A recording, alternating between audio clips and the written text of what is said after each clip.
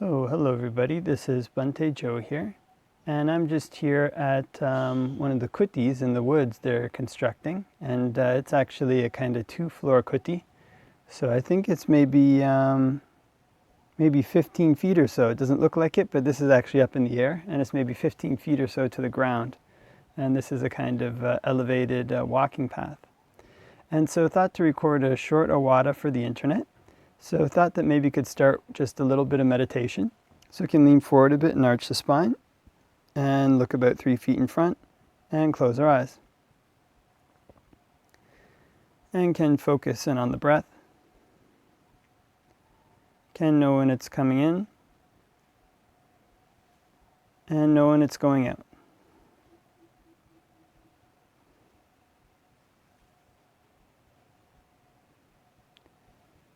If we breathe in a long breath, can just know I'm breathing in a long breath. And if we breathe in a short breath, can just know I'm breathing in a short breath.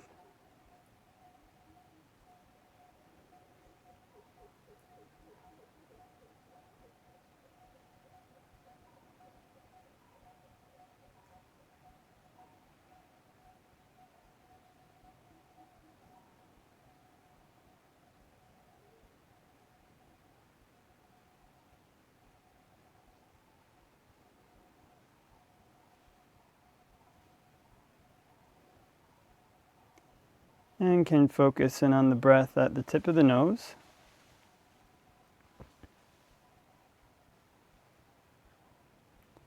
And if notice any patterns of tension or tightness around the nose or the face, can just let those relax.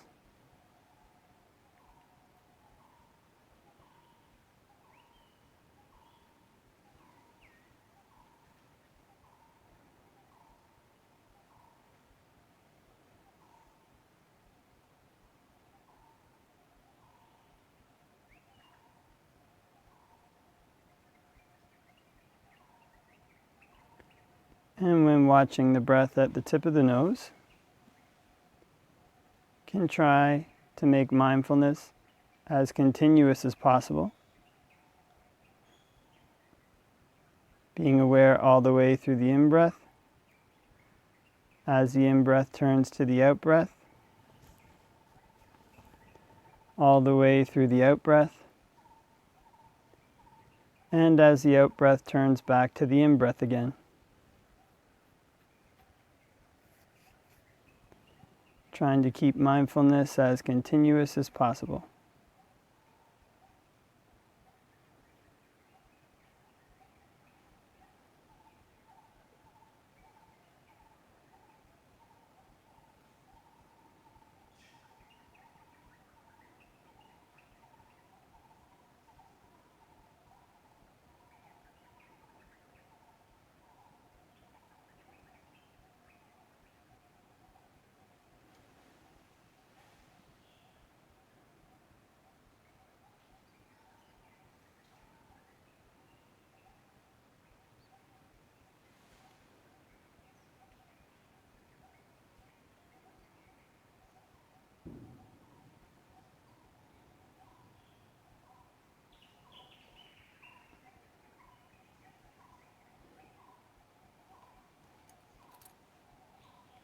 And before we finish meditating, can spread thoughts of goodwill,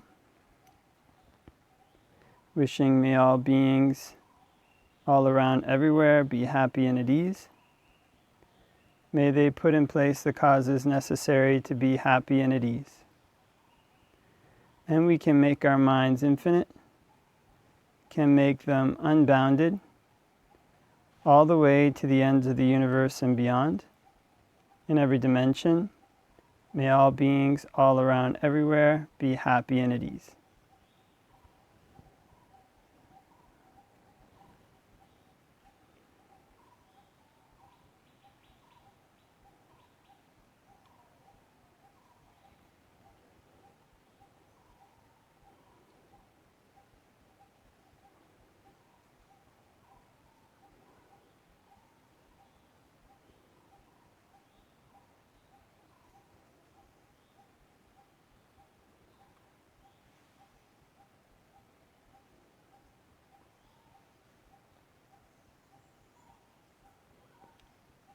And can open our eyes and do a short reflection on the Dhamma. Namo tassa bhagavato arahato samma sambuddhassa. Namo tassa bhagavato arahato samma sambuddhassa. Namo tassa bhagavato arahato samma sambuddhassa. Buddhaṃ saranang gacchāmi, Dhammaṃ saranang gacchāmi, Sanghaṃ saranang gacchāmi. Dutiyampi Buddhaṃ saranang gacchāmi, Dutiyampi Dhammaṃ saranang gacchāmi, Dutiyampi Sanghaṃ saranang gacchāmi. Tatiyampi Buddhaṃ saranang gacchāmi, Tatiyampi Dhammaṃ saranang gacchāmi, Tatiyampi Sanghaṃ saranang gacchāmi. So, hello everybody. Hope that you're having a great day, wherever it might be. And yeah, we just had a little rain today here, kind of unexpected, and was just kind of thinking today about taking a walk up this mountain. There's this kind of path, and wasn't sure, but thought, well, maybe I'll take a walk up this mountain and do a little exploring. But then in the morning time, it kind of started to rain, and kind of rained for maybe 4 hours or 5 hours.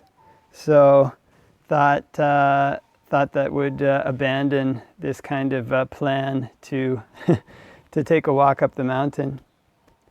And when one is training as a kind of a young monk, sometimes one kind of sets up these plans for one's day. Like there's specific times usually that things happen, and then there's a space often in the middle of the day where one is to have free time.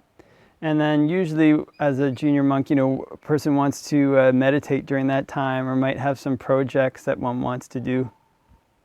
But very frequently, or it seems quite often, other people will have kind of other ideas. So kind of something will happen at the monastery, and your ability to plan to go and do your meditation or do whatever it might be gets interrupted. And it can be kind of very frustrating when you're kind of young monk and starting out that way. Kind of you had everything set up, and I'd set this intention to go and meditate, and then maybe there's a spontaneous work project, or maybe some people show up suddenly for dana. These kind of things happen. And of course, it is good to have kind of set free time to meditate where that time is blocked off. But one of the kind of elements of, I think pretty much most places as a junior member of the community, is that other people in the community tend to ask you to do things. So then, your kind of ability to plan is sometimes not always 100%. You're getting 50%. As you get more senior, maybe you have kind of less people doing that, so you kind of can plan your day a bit more, with a bit more certainty. But it's valuable, in a sense, to go through this kind of period where one is kind of uncertain about what one's going to be able to do during the day. Maybe not, 100% for one's whole life. I mean, it's good to have this free time. But what it does is kind of teaches a young monk, teaches a person, helps to teach them that basically there's a lot of uncertainty in the course of the day, and that one can kind of only plan for so much. So at those times, kind of when these things come up, I mean, basically have no choice. You just have to kind of do whatever the kind of work project is, or whatever somebody called you to ask for help with. You have to go and kind of do that. And so in that case, one has to learn to deal with this kind of frustration of having one's desires, having one's plans upended. And this, of course, is something valuable, because quite often there's a period in a person's life, especially when they're in their 30s and their 40s, maybe their 50s, maybe part of their 60s, when it seems like a lot of things that happen one can kind of plan for, and kind of plan, make a plan for one's career, make a plan for X, Y, Z, and then execute it. And one tends to have the kind of physical capabilities, one's health is good enough, one's mind is good enough to do these things. And oftentimes one is working, one has the financial capabilities to make and execute plans. But even during this time, there's unexpected things that can come up. If one, wanted to go for a big vacation, there was a couple people, I think, or I was talking to my friend, or messaging with some friend of mine from university, and he said he think he had a plan to go to Hawaii, but then coronavirus came. So I mean, imagine this kind of coronavirus threw a monkey wrench in a lot of people's plans. And, these kind of things can come up, kind of unexpected illnesses can come up. One can be planning to go for a nice walk, and then suddenly it starts to rain. One can be, there was one person who told me they had a wedding planned or scheduled here in Sri Lanka, but then I think they had to cancel the wedding or postpone it because of coronavirus. So these kind of very unexpected things can come up. And so what one tends to learn as a young monk, what they emphasize, at least in the tradition I trained in, which was kind of this aspect of letting go, which has this, there's a good aspect to that. In other words, there are certain things that a person can't control, certain elements in the course of the day, certain events that come up. And if one can't control them, one has no choice but to let them go. Just kind of let them be on their way without interfering with them. You can't.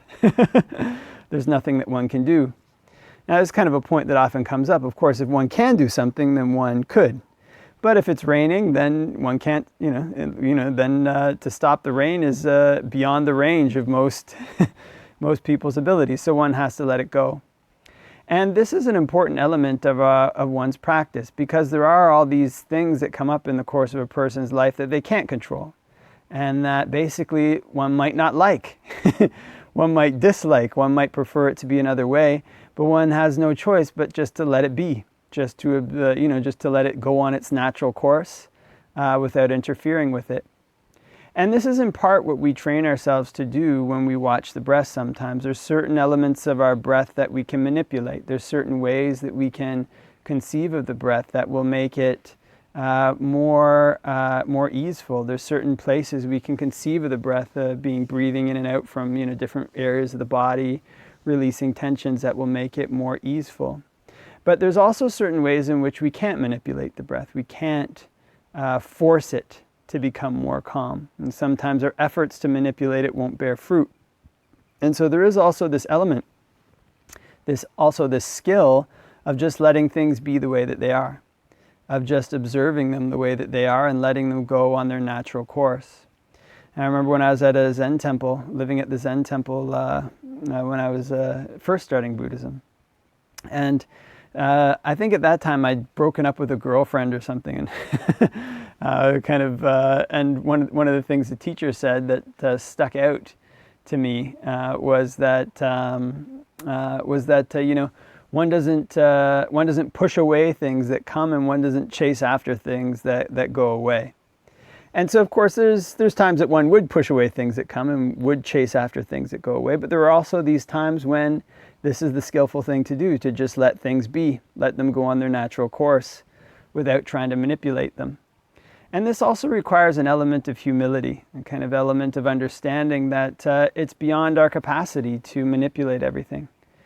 Kind of when one is in one's 20s, 30s, 40s, one has a lot of physical power, one might have a lot of financial power, one might have social power, these various powers that allow one to manipulate conditions to be the way that they want. One can move one's body, tell one's arm to go up, it just goes up. One wants to go for a walk, the legs go, no problem. But there's only so long that one can maintain this control over one's environment, maintain this control over one's body. And this is why it's good to also have this skill.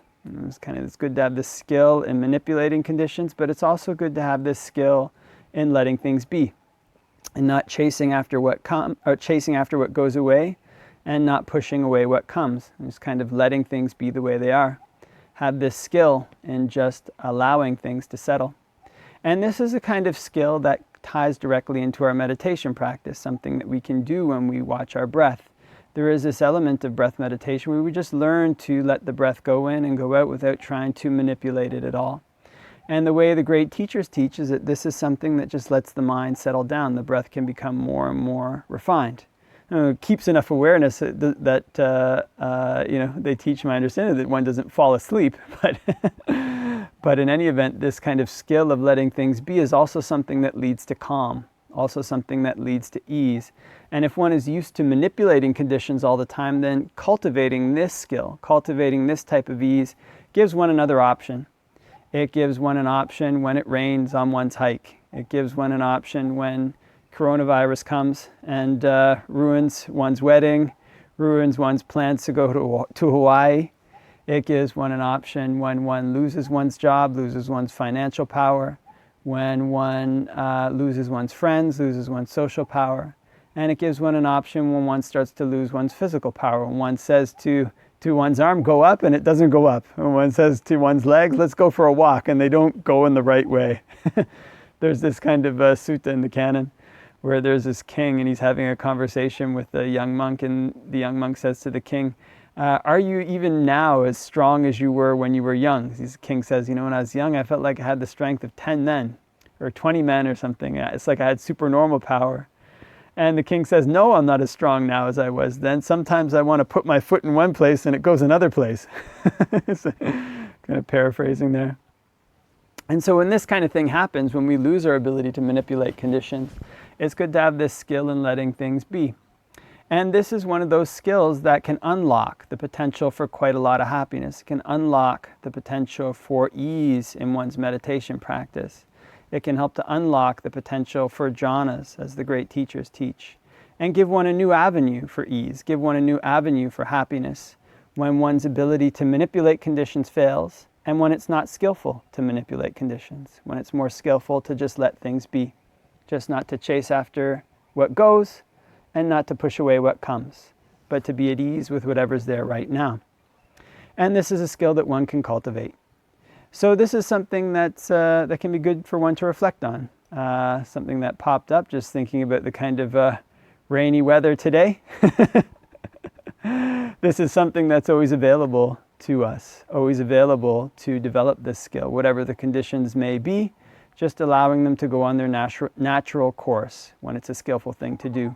And in doing so, we gain this refuge. This refuge, when conditions are impossible to manipulate, we can allow them to be, and we can be at ease with that.